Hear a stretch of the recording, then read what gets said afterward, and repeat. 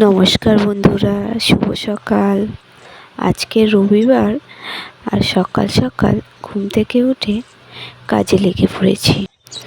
রবিবার সবারই ছুটি, ছেলেরও ছুটি, স্কুল পড়া, আমারও পড়ানো ছুটি, আর বরেরও তো কাজ ছুটি। কিন্তু তবুও আজকের দিনেই যেন সবচেয়ে বেশি কাজ, কারণ সকালবেলায় বাসি কাজ তো সারতেই হবে।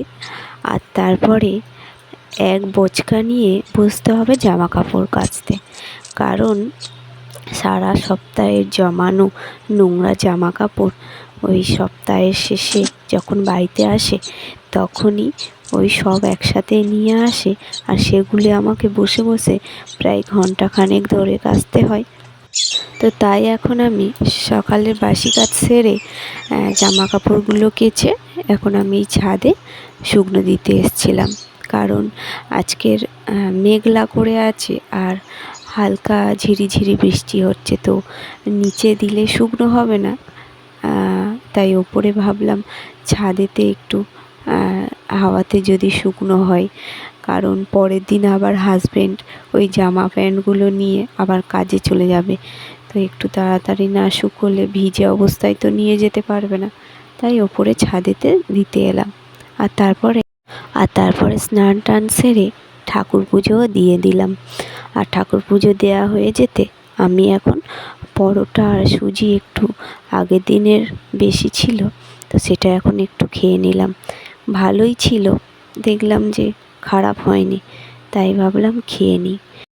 আর ওদিকে ছেলে আর ছেলের বাবা গেছে একটু হাটে বাজার করতে। একটু সকাল সকাল গিয়েছে, ওই 9টার দিকেই গিয়েছে। আর তাড়াতাড়ি বাজারটা করে এসে একটু মাঠের দিকে যাবে, কারণ ও যে গাছগুলো লাগিয়েছে সেগুলোর কিছু ব্যবস্থা করতে, কারণ অনেকটা করেই বড় হয়ে গেছে, তো সেগুলো একটু ডালপালা না ধরালে ওরা উঠবে কীভাবে, যেহেতু ওখানে সব লতানো গাছগুলো রয়েছে, তো তাই একটু ডালপালা ধরানোর জন্য কিছু ব্যবস্থা করবে। আর তারপরে ওরা তাড়াতাড়ি বাজার সেরে চলে এসেছে। আর এই যে এখানে দেখতে পাচ্ছ কি কি সবজি এনেছে, আর সঙ্গে এনেছে পমফ্রেট মাছ। আজকে করব পমফ্রেট মাছের তেল ঝাল, আর করব আগের দিনে যে চিংড়ি ভাজা ছিল, আর বাঁধাকপি এনেছে, বাঁধাকপির তরকারি। ব্যাস আজকের এই মেনু। তারপর ওদিকে সমস্ত সবজিপাতি ভালো করে ঝুড়িতে তুলে রেখে দিয়েছি, আর মাছটাও কেটেও নিয়েছি। আর তারপর হাজব্যান্ড বলল ফল কুচিয়ে দিতে, মানে এই স্যালাড মতো, তো তাই এখন আমি ওকে এই স্যালাড মতো করে দিয়েছি, আর ও এখন খাচ্ছে, ওটাই খাবে। আর তারপরে আমি আমার চলে এসেছি সবচেয়ে প্রিয় জায়গা, রান্নাঘর। তো যাই হোক, সেই চিংড়ি মাছগুলো যে ভাজা ছিল সেগুলো আবারও তেল দিয়ে একটু ভেজে তুলে নিয়েছি। আর তারপরে এবার বাঁধাকপিটা এখন চাপিয়ে দেব। একদিকে বাঁধাকপি করছি আর অন্যদিকে ভাত হচ্ছে। এতদিনে কি সমস্যা হচ্ছিল জানো, ইন্ডাকশানে রান্না একটাই, যে কোনো একটা কিছুই করতে পারবো, তো খুবই অসুবিধা হচ্ছিল, তাই বেশি কিছু রান্না করতাম না। আর আজকে যেহেতু গ্যাস দিয়ে গিয়েছে, তো তাই দুদিকে রান্না করছি, আর তাড়াতাড়িও হয়ে যাবে। গ্যাস সিলিন্ডার একটু দিতে দেরি করেছে, ওই 11টার দিকেই দিয়ে গিয়েছে, তো তবুও মনে হয় দেরি হবে না, কারণ দুদিকে বসিয়ে দিলে তাড়াতাড়ি হয়ে যাবে।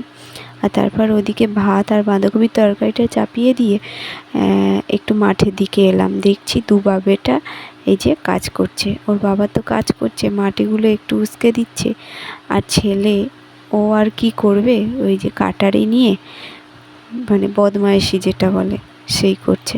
তো যাই হোক, আমি আবারও রান্নাঘরে চলে গিয়েছিলাম, গিয়ে তরকারিটা প্রায় শেষের দিকে, তারপরে চিংড়ি মাছটা দিয়ে এবার আমি আর একটু কষিয়ে নামিয়ে নিলেই রেডি আমার বাঁধাকপি দিয়ে চিংড়ি মাছ।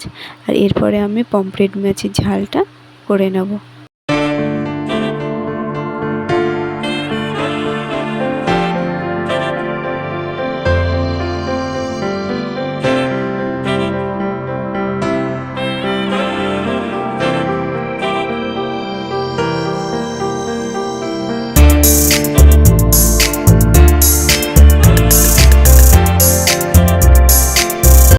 অনেক দিন পরে এই পমফ্রেট মাছ খেলাম, কারণ আমার খুব একটা ভালো লাগে না। আর আমার বর যখন ওই হাটে যায় তখন ও বিভিন্ন ধরনের মাছ নিয়ে আসে, কারণ আমি বাজারে গেলে মাছ কিনতে গেলে তখন ওই কাটা পোনাটাই বেশি নিই, কারণ ছেলের জন্য। অন্য মাছ নিলে যদি কাঁটা হয় তো ও তো খেতে পারবে না, তাই কাটা পোনাটা নিলে একটু কাঁটাটাও কম হয় আর ওকে খাওয়াতেও সুবিধা হয়। তো যাই হোক, এবার আমি মশলাটা কষিয়ে নিয়ে জল ঢেলে দিয়েছি।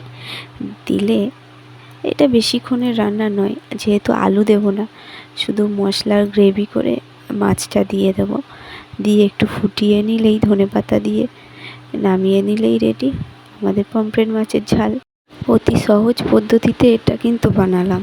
এটা তোমরাও বাড়িতে ট্রাই করতে পারো এইরকমভাবে। আর এখানে আমি সমস্ত কিছু পেস্ট করেই দিয়েছিলাম, এই যেমন আদা রসুন পেস্ট, টমেটো পেস্ট, পেঁয়াজ কাঁচা লঙ্কার পেস্ট। দিতে তরকারির টেস্টটাও অনেকটাই ভালো হয়েছিল।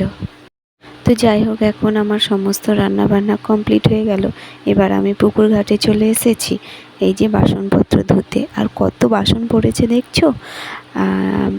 এই রবিবার করেই একটু আমার কাজ বেশি হয়, সব কিছুই একটু বেশি বেশি হয়, কারণ একজন লোকের কাজ বেড়ে যায়। তো ছেলে আর আমি থাকলে যেমন বাসনপত্র কম হয়, জামা কাপড় কাচা কম হয়, সব কিছুই যেন কম কম মনে হয়। আর ও থাকলে যেন মনে হচ্ছে অনেকটা করে বেড়ে যায়। তো যাই হোক, চলো বাসনপত্রগুলো মেজে ধুয়ে পরিষ্কার করে ঘরে নিয়ে চলে যাব। আর তারপরে গিয়ে ওদেরকে খেতে দিয়ে দেবো, কারণ বেলা হয়ে গেছে অনেকটাই, প্রায় 1:30টার মতো বাজে। এত দেরি আমরা করি না, রবিবার করে একটু দেরি হয় খাওয়া দাওয়া করতে, কারণ রান্নাবান্না করার ঝামেলা থাকে অনেক, একটু দেরি হয়, তাই খাওয়া দাওয়াও একটু দেরি হয়।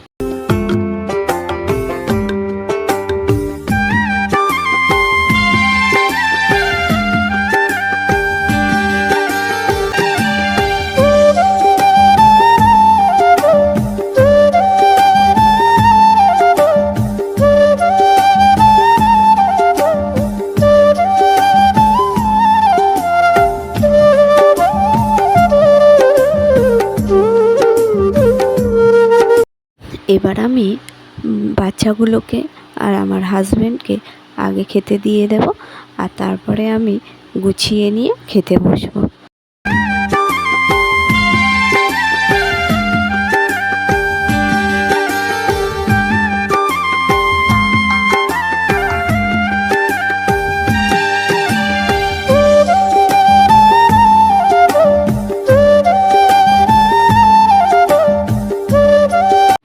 আর তারপর খাওয়া দাওয়া কমপ্লিট হতে ওরা দু বাপ বেটাতে ঘুমিয়ে পড়েছিল। আর তারপরে আমি আর ঘুমোইনি, কারণ একটু বেলা হয়ে গেছিল। ওই বসে বসে একটু ভিডিওগুলো এডিট করছিলাম। আর তারপরে ওই 4:30 দিকে আবার এই যে বাগানে চলে এসছে। তো বর বলল যে একটু বাগানে যাই চলো, কিছু কাজ আছে। ওই যে লাঠিগুলো পুঁতে দিয়ে দড়ি লাগিয়ে দিয়েছিল, তো বেশ কিছুটা দড়ি লাগাতে বাকি ছিল।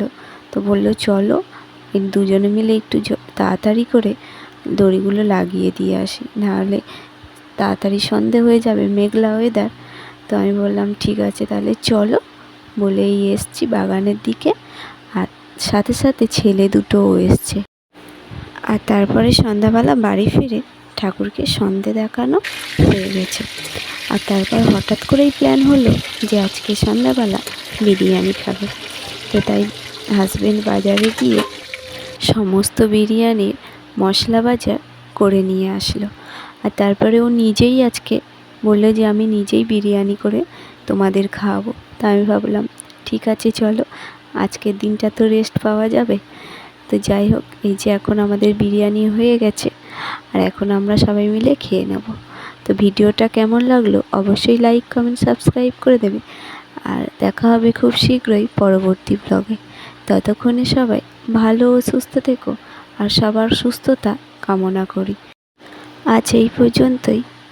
গুড নাইট বন্ধুরা।